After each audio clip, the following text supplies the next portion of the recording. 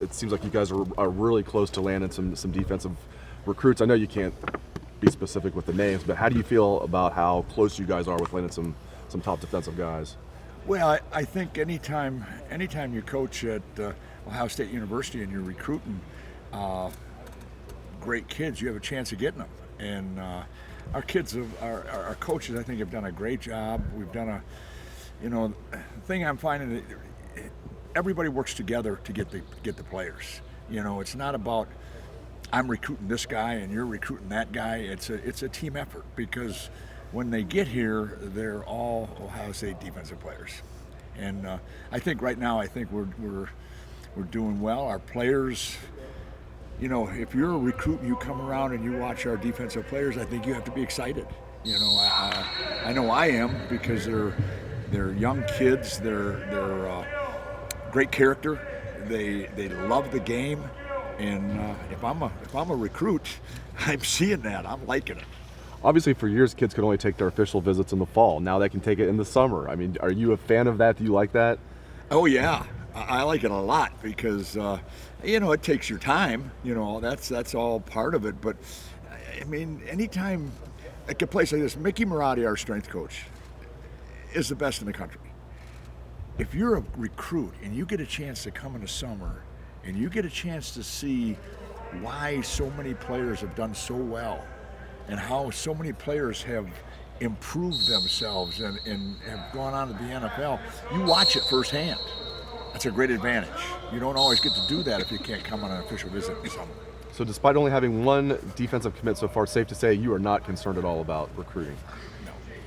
No, not at all. And again, I got to go by if I'm a recruit or if what I see. And I mean, don't worry about it. It's going to be fine. Jeff was saying that you guys want to make it so that there's a lot of different ways that guys can come in. Maybe there's one package for a guy to be able to contribute. How do you feel like you're able to balance it with getting as many players who deserve to be on the field as possible? Well, that's the very important part about coordinating the defense. You'd love to get very, very skilled players a chance to play. But at the same time, you have to be very, very simple in that you don't want a young man to not play as well as he can because of confusion. And that's always, coaches have all this time and they sit and look at things and they go, oh, that's a great defense, we should do that and do that. And all of a sudden you start looking at it and they're building up, there's a bunch more defenses, there's a bunch more things. And you got to be really, really conscious of what's going to allow Chase Young to play the best he can play. What is that call? And if you have three other guys like him up front or too deep of guys like that, what's going to allow them to play the best they can play? And if it's 5 defenses instead of 10, then you play 5. But there's also that part where you'd love to get a young freshman or a young sophomore that's really, really starting to prove himself without having to do everything, plug them into 1 or 2 defenses where you have a better athlete running the stunt. Is there like an ideal number of defensive packages you want to have in your mind, or is it kind of fluid based on how a season goes?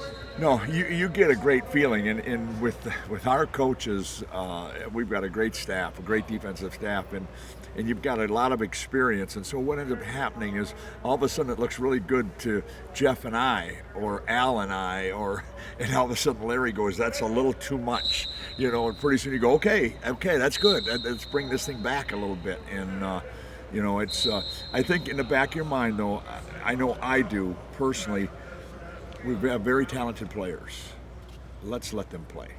Let's not confuse them. Let's not ever have the thing where all of a sudden during a game they're looking over and going like, what's the call? That's. I think as a coordinator, that has always been something I like have nightmares of. When you look over there, you see the guys are going like, just come on, give me the call, and you're going, oh man, I'm really making it hard on this guy, and you don't want to do that. Greg, if you're along those lines, if you're personalizing maybe packages for personnel, I'm trying to jive. Like, it seems like you guys want to do more varied stuff, multiple defenses than maybe Ohio State has done. And so, is that how you narrow it down? Because the players keep talking about simplifying. So if you just have certain 2 or 3 responsibilities for 10 different guys, then that expands the package. Is that sort of the theory there? I know, again, and I'm not saying no, that you're wrong what you're saying. Here's what it comes down to. What will allow the 11 players out there to play the best they can play? I mean, like with the way teams run tempo now, and what their teams are trying to do is they're trying to make sure you can't get a lot of separate packages in there. They would love nothing more than for Ohio State to be sending in 2 skilled, fast guys during a play and them get ready to snap the football. I think you've all seen that, and I know I wake up in a nightmare seeing too many guys on the field or not enough guys on the field, right? Well, that's what you got to make sure of. You say to yourself, no, we have really good players here. Let's get them really feeling good about it. Let's have a package where maybe the 11 that are out there, they may not be as fast as you could put in there, but they're playing faster. And therefore, you play the best guys at that time. Greg, you come out of the spring, and I don't know if one spring is enough to make a verdict one way or the other on this, but when you evaluate what you did with Brendan and the theory behind that, what was your evaluation coming out of it and what you think might be for him going forward? Well, I think we definitely put him in the best position for his skill level. We play a lot of man coverage, and to play man coverage, as a safety sometimes you have to have the ability to play down on a slot. You have to play against a really good player, and sometimes there's there's safeties that can't do that. Therefore, you come up with packages where, Pete Werner is an outstanding football player. Well, him playing outside of the box might not make him as good a player, where Brennan might be. So you come up with what we call a bullet position where this guy can cover that guy. And we're trying to make him that position. And that's not always easy, especially when you've had a lot of success playing zone coverage as a free safety. Now you're kind of playing man coverage. Okay, how can we make it best for him? The thing I'm really been proud of is ever since the spring, and we had a very good conversation about this, of what he must do, what he has to do to improve, what he has to buy into to be the successful player that we want him to be. And he's been all in. And I've noticed in the workouts, he's working really hard. So I'm really excited about it. We often talk about